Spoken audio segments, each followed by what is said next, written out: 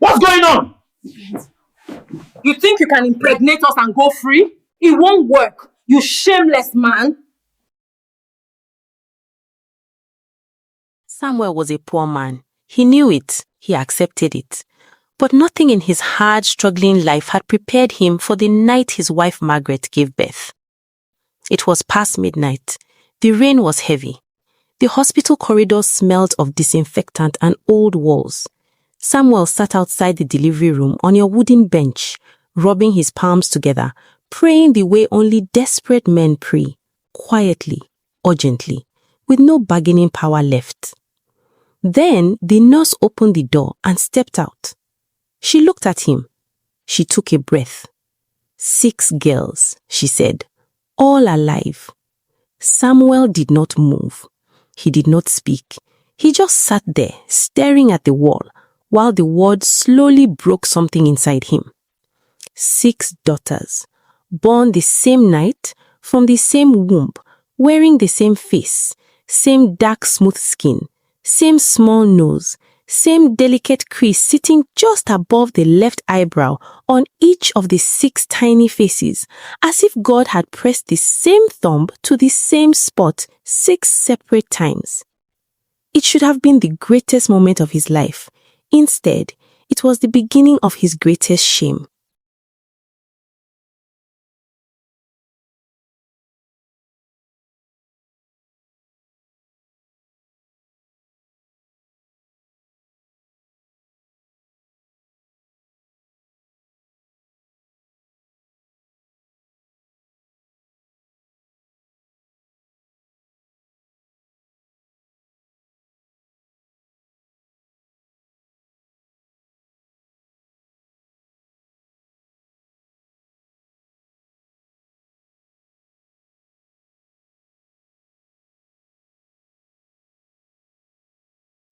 Samuel drove a commercial bus that barely earned enough for 2 people to survive.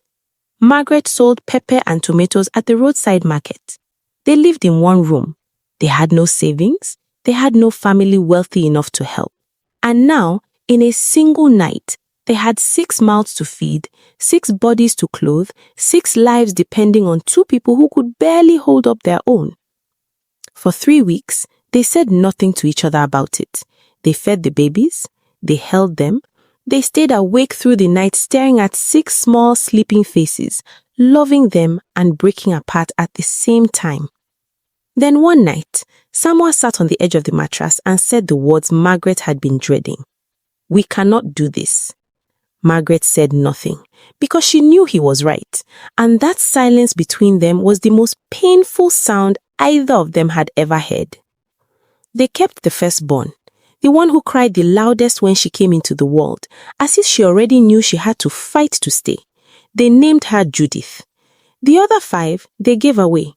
One by one, quietly, over the following weeks, they handed each baby to a different family, couples who had traveled to the hospital from different parts of Nigeria, asking about newborns available for adoption. One family was from Lagos, one from Abuja, one from Port Harcourt, one from Benin City, one from Kaduna. Each couple went home with a baby girl and a grateful heart. None of them knew the others existed. None of them knew the baby they were carrying was one of 6 identical sisters, born the same night, split across the country like scattered seeds. Samuel and Margaret told themselves they would fix it later. They told themselves Judith would understand when she was older, that they would find the other girls someday, that God would forgive them. But life does not wait for people to keep their promises. 12 years later, on a rainy night on the expressway outside Benin City, their bus skidded on a wet patch of road and slammed into a truck carrying iron rods. The impact was instant. Both of them died on that road, together, the way they had always lived, without ever speaking a single word about what they had done. The secret went into the ground with them. Judith was 12 years old when it happened. She moved in with a distant aunt and grew up believing she was an only child. She had no reason to question it, no strange feeling, no missing pieces she could point to. She simply grew up, serious, hardworking, gentle, and built a quiet life for herself in Wari.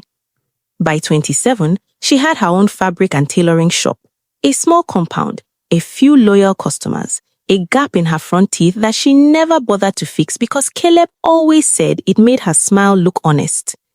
Caleb Mensah was her boyfriend of 3 years, 30-year-old, big-shouldered, loud laughing, with the kind of confidence that walks into a room before he does. He sold wholesale fabrics and clothing materials, supplying boutiques and fashion stores across Delta State. But his business was growing fast, and he had made his mind to go national. One Thursday evening, he sat on the steps of Judith's shop and told her his plan. He would travel state to state for 6 to 8 months, building direct relationships with clients, locking down new territories, expanding everything. When he came back, he said, he was coming back for good, for her, for their future. Judith looked at him for a long time. She knew this man, she respected his ambition, and she knew that the road had a way of changing people. Go, she told him quietly. Just don't lose yourself out there.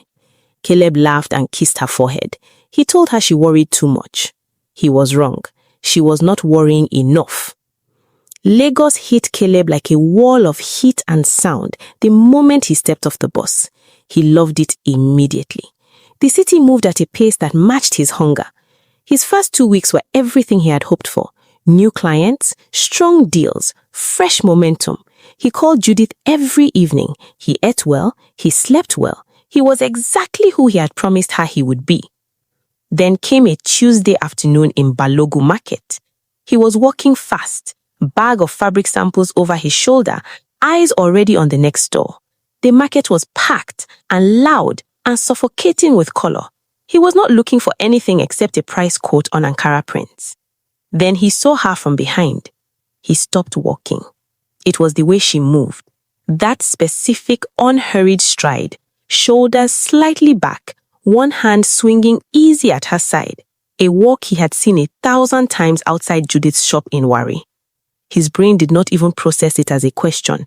His mouth opened and called her name before he could stop himself. Judith! The woman turned around. Caleb's voice died. Standing before him was a complete stranger wearing his girlfriend's face. Not similar, not close, identical.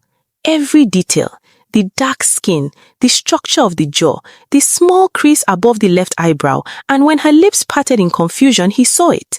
The gap, the same gap, in the same place, on a face that belonged to a woman he had never met in his life. Her name was Abigail. She had grown up in Lagos with her adoptive family and had spent her adult years selling fabric in this very market. She was sharp, confident, and thoroughly unbothered by the strange man who looked like he had just seen a corpse walking. She accepted his apology. She let him buy lunch. She listened while he stumbled through his explanation, that he had a girlfriend back home, that the resemblance was shocking, that he was sorry for startling her. Abigail laughed it off, but Caleb could not laugh. He sat across from her and could not stop staring because it was not just the face that was identical. It was the way Abigail tilted her head to the left when she was listening, the quiet hum in the back of her throat before she answered a question, the laugh, sudden and completely unguarded, the same laugh that came through his phone every evening from 500 kilometers away. He told himself he was a reasonable man. He had a woman at home. This was just a coincidence, a wild, unsettling one, but still just that. He told himself that every day, for 5 days, and every day for 5 days he went back to see Abigail, and Abigail, who found him charming and warm and easy to talk to, was always there. On the 6th day, he crossed a line he had never intended to cross. He left Lagos on a Saturday morning and did not look back. He buried the memory under layers of justification, the loneliness of the road, the strangeness of the resemblance, the weakness of one moment. He told himself it would never happen again. He called Judith that evening and told her he loved her and that things were going well. What he did not know was that Abigail was already pregnant.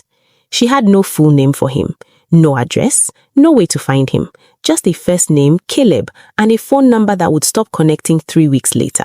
She was alone with the truth growing inside her and no idea what to do with it. Caleb told himself Lagos was a mistake he would never repeat. And for a while he meant it.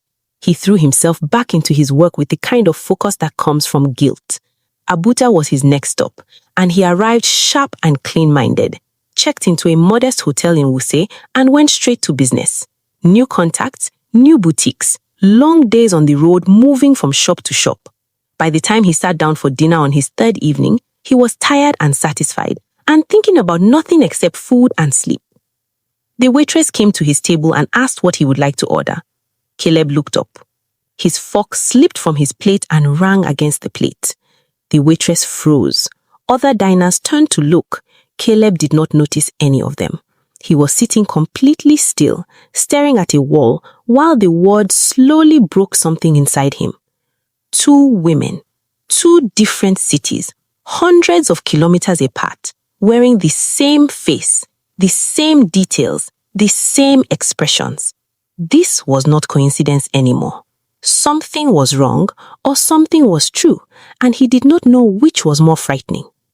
Her name was Rachel. She had grown up in Abuja, raised by a kind civil servant couple who had adopted her as an infant in a hospital in Wari.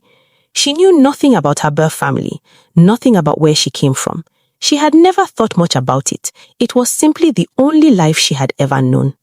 When she said the word Wari, Caleb felt the hair on the back of his neck stand up. He spent the next 4 days trying to understand. He kept coming back to the restaurant. He asked Rachel careful questions about her past, her adoption, whether she had ever met anyone who looked like her. Rachel answered easily, without suspicion, because the questions seemed genuinely to come from a place of curiosity. What disturbed him more than the face was the behavior beneath it. Rachel hummed while she walked, the same quiet, unconscious sound. She tilted her head to the left when she was thinking. She said the word really with a slight upward note at the end, the exact same way Judith said it, the exact same pitch, as if the sound had been inherited from somewhere neither of them could name. Caleb sat with all of this and did nothing useful with it. He did not call Judith and describe what he had seen. He did not go to a doctor. He did not sit quietly and ask himself the hard question that was sitting right in front of him. Instead, he let the familiarity swallow him again. He let the face that looked like home convince him that he already knew this woman. And he made the same mistake, the same exact mistake in a different city with a different name on the same face. He left Abuja early on a Friday morning.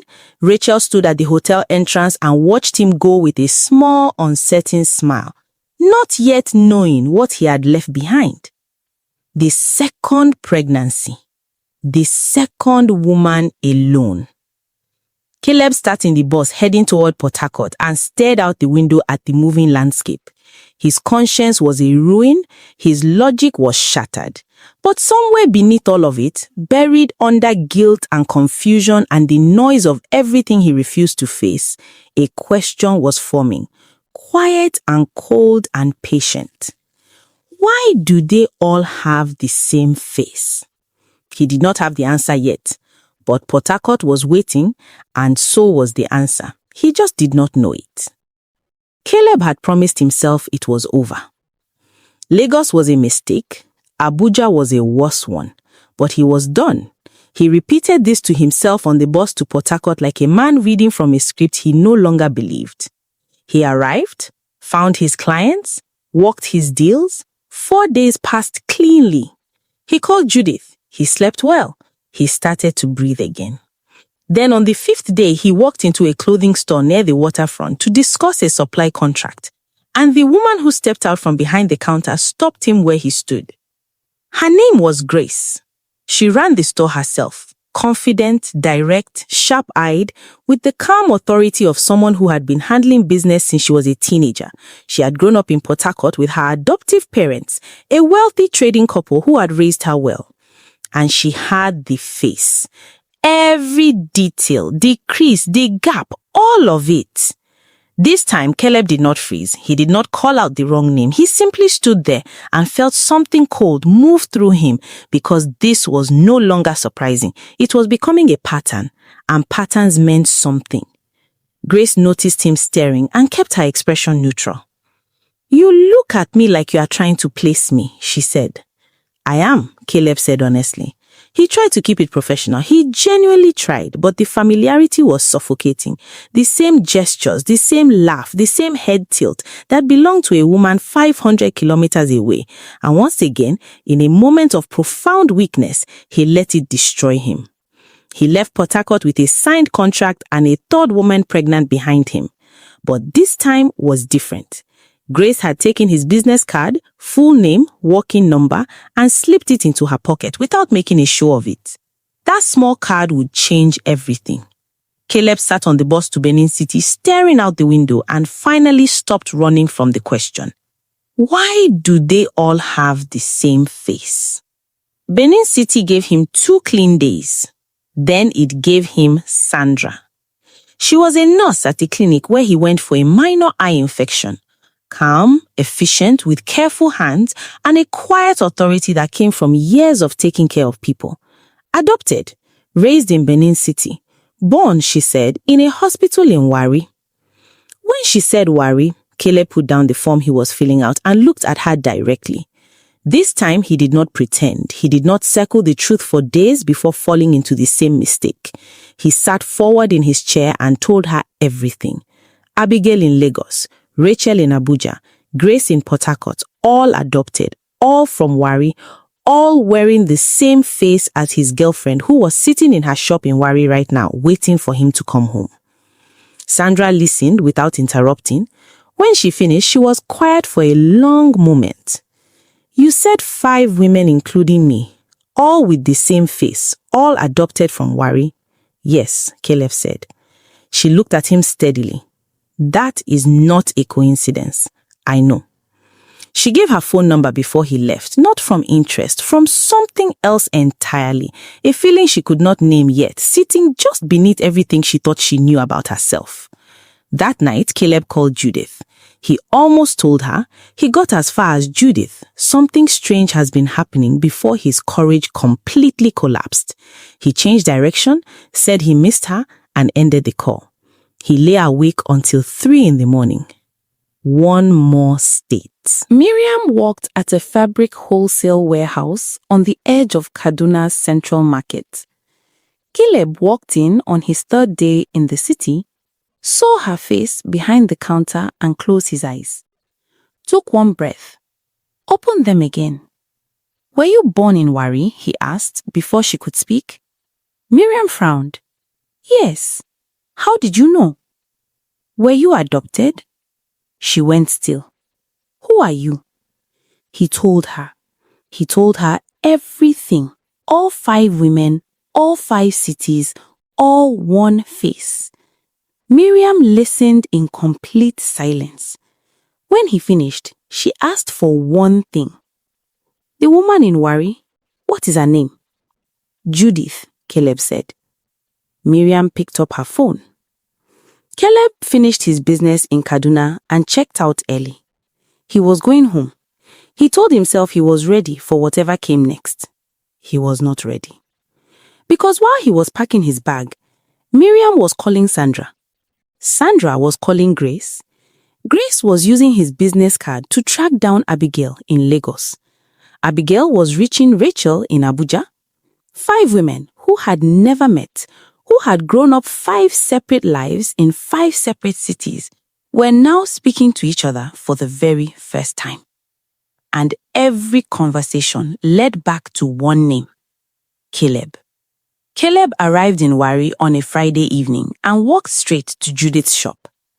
She hugged him when she saw him, but it was a careful hug, measured, quiet. The hug of a woman who was holding something she had not yet decided to say. He spent 3 days at home pretending everything was normal. He slept well, he ate her food. He sat with her in the evenings and talked about the business, the contracts, the cities, the professional version of the trip, accurate in every fact except the ones that mattered. On the 4th morning, his phone rang. It was Grace. Her voice was flat and direct. I am pregnant. You are the father. And I am not the only one. 5 of us have spoken. We know about each other. We know about Judith. And we are all coming to Wari. The call ended. Caleb sat outside Judith's shop with a cold cup of tea in his hand and felt the last 8 months land on him all at once. There was nowhere left to run. The road had ended right here, at the door of the woman he had started this whole journey for. He went inside. Judith looked up from her sewing machine. She saw his face. Caleb, what happened? He sat down across from her. He put his hands flat on his knees and he told her everything. Every city, every name, every moment he had chosen wrong. He did not soften a single word. He laid it out completely and let it sit between them in all its damage. Judith did not cry. She did not shout. She sat very still and listened to all of it. When he finished, she was quiet for a long time. Then she said, "You said they were all adopted from Wari?" "Yes." "And they all look exactly like me?" "Yes." She stood up slowly and walked to the window. She stood there looking out at the compound where she had grown up as an only child, the daughter of 2 parents who had died before she could ask them the important questions. When she turned around, something had shifted in her face. The heart was there, but underneath it something older had opened up, something that had been waiting a very long time without knowing it was waiting. They came over 2 days. Abigail arrived first from Lagos. She stood at the entrance of Judith's compound and the 2 women looked at each other across 4 feet of silence for a long, breathless moment. It was like standing in front of a mirror that had its own history. Rachel came from Abuja, Grace from Port Harcourt, Sandra from Benin City, Miriam from Kaduna, the last to arrive, the quietest of all of them, who stood in the doorway and pressed one hand flat against her chest like she was trying to hold herself together. Then Judith stepped out. Nobody spoke. Some of them were crying. Miriam sat down on the nearest bench because her legs had stopped working. Sandra, who dealt with difficult things every day, stood with both hands over her mouth, just breathing. 5 strangers, 1 compound, 6 identical faces. They had grown up in different cities, different homes, raised by different families, shaped into different people. Different names, different accents, different futures. And yet, the truth of what they were to each other was so completely written into every face that none of them needed anyone to explain it. They were sisters, born the same night in Wari, split across the country by poverty and shame, and brought back together 27 years later by the worst possible circumstances. Judith had asked Caleb to leave for the day. This moment, she told him, did not belong to him. The 6 women sat together in that small living room for hours. They compared stories, their births, their adoptive families, the quiet, unexplained feelings some of them had carried since childhood that something somewhere was missing. Sandra explained gently and clearly what identical sextuplets meant. How rare, how real, how completely documented. The behavioral similarities, the head tilt, the hum, the laugh, were not coincidences. They were genetics, nature writing the same instructions 6 times.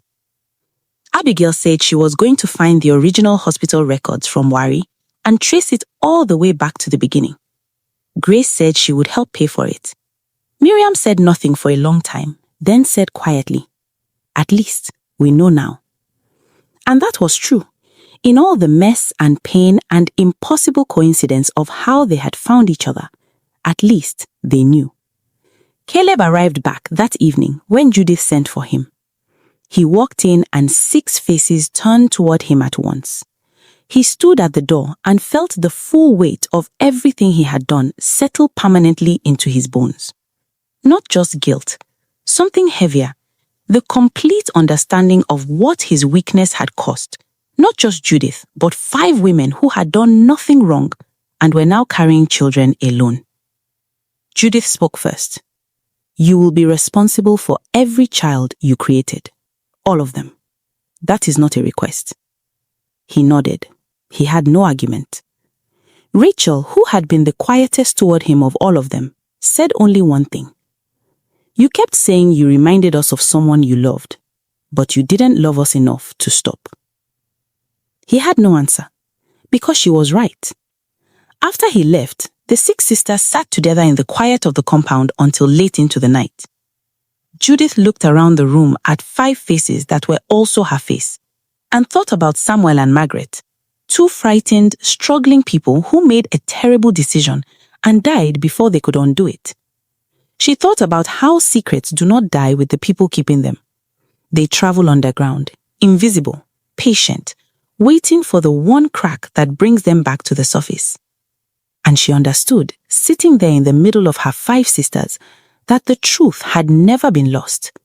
It had simply been waiting for the right moment to find its way home.